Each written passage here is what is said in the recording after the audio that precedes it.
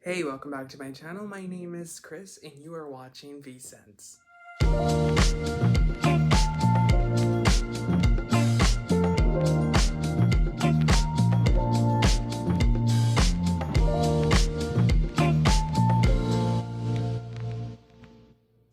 So in today's video, we are going to be talking about a Prada fragrance. This is part of their Prada Olfactories collection. So it's part of their more expensive range of fragrances. This one itself is one that I thought very differently of. Based on the name, I thought it was going to smell completely different, and it's very reminiscent to a prior Prada fragrance that has been around for a long time. The fragrance that we're talking about today is called Purple Rain. So obviously I think this is a very iconic name. I think everyone has heard that song by Prince, Purple Rain. And, when you think about that, you typically think sparkly, dramatic,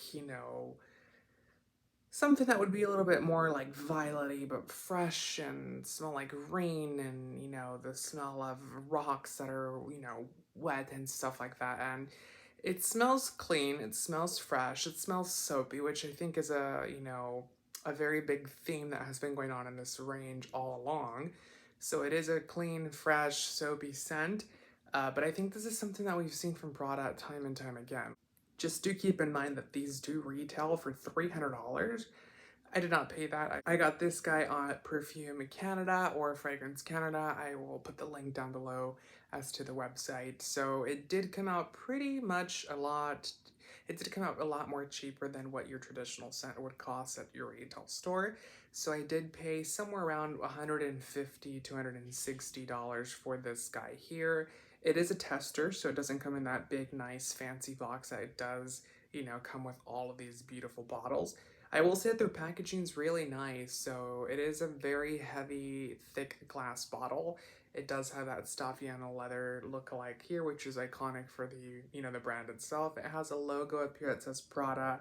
Very nice. The back is a little plain. It does say tester engraved into the glass bottle here, but no one looks at it, And, I know that some testers, if you do buy testers, because I do recommend getting it, it's the same fragrance, it's the same quality.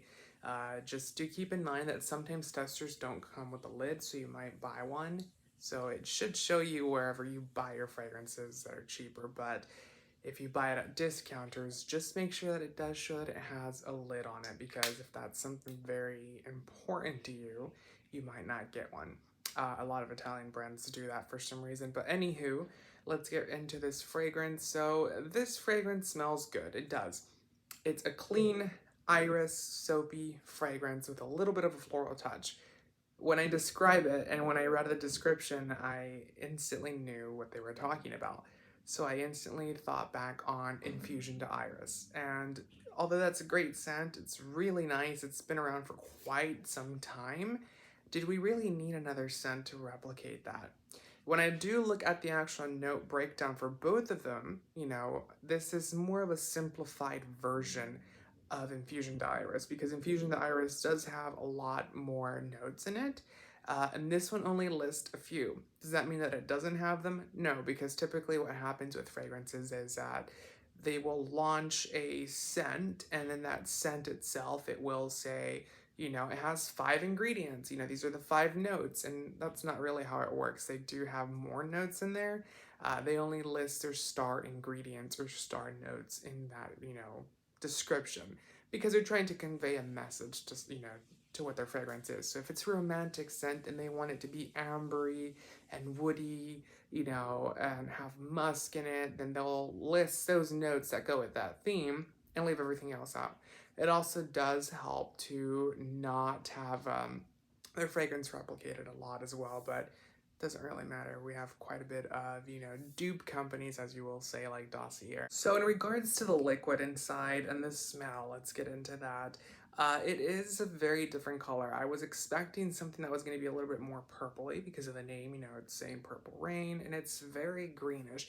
In the photographs as well, it does show to be a little bit kind of having that blue tint to it, kind of like that purple-ish type of hue, and you don't get it in here.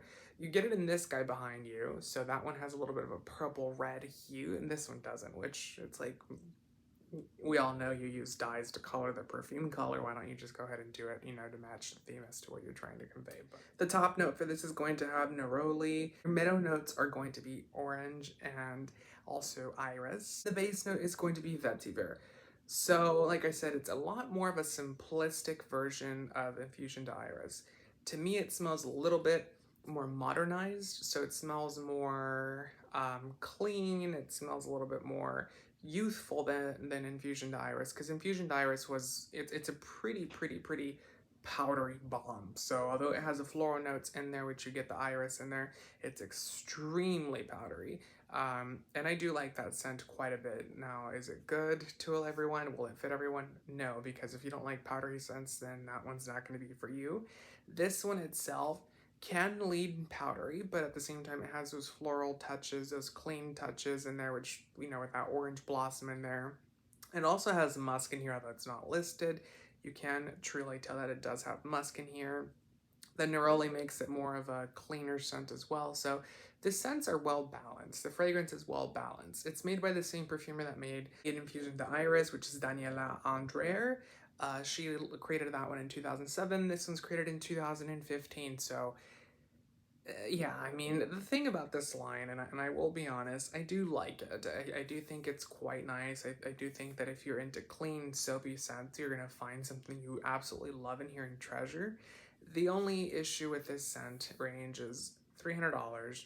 They're eau de parfums, you know, and with them being eau de parfums, like I said in a previous video, you kind of have that, you know, expectation that it's going to last a long time, that you're paying for the best, you know, concentration in a fragrance, that you're going to get the absolute best, you know, longevity, projection, and wear time. And none of these have that. You know, they could have been called eau de colognes, it could have been called eau de toilettes, and they would have, you know, been exactly what they are now. Because they don't have more than 3 to 4 hours of wear time, you know, so you're reapplying it. And, you know, when you're paying $300 for a scent, you know, it's a little disheartening for that. Now, do keep in mind that these were launched when Prada was being manufactured under Puig when it comes to fragrances. They have since moved over to L'Oreal. So L'Oreal, you know, makes Armani, Valentino, they make Yves Saint Laurent. So we might see a big change in the you know, the quality here, because L'Oreal, although is a mass manufacturer, I don't, you know, they're not very good at making these private ranges. They do create scents that last quite a bit. So the quality is there. You know, they do have that long projection wear time, and they hold up, you know, over time. So, you know, you might get a big change when it comes to quality in here in regards to, you know, longevity, projection, trails, sillage, all that good stuff. So if you're looking for a fragrance that's powdery and floral, then I would definitely say this is one to get. If you're looking for a more modern version of Infusion to Iris by Prada, then I would definitely say to go for Purple Rain. If you're looking for something that's going to be long wearing, you know, that's going to be unique and, you know, groundbreaking, this is not the one. Not for $300, you know, not by a long shot. I definitely think that, you know, if it was priced at the $150 mark, it could have sold, you know, phenomenally well, but I don't know. I do like it. I would recommend buying it if you do like the range itself, because it's a really nice addition to the scent. And that's saying a lot, because there are a couple in here that smell very similar. So Nuit Soleil and Un Chant d'Amour do smell very similar to each other, you know, and then you get Heat Wave, which is kind of like a mishmash. So I've met, you know, or I've seen a couple of them that I like. I would say that, you know, out of the entire range that I have in my possession, this is one of the favorite ones, one of the top 5.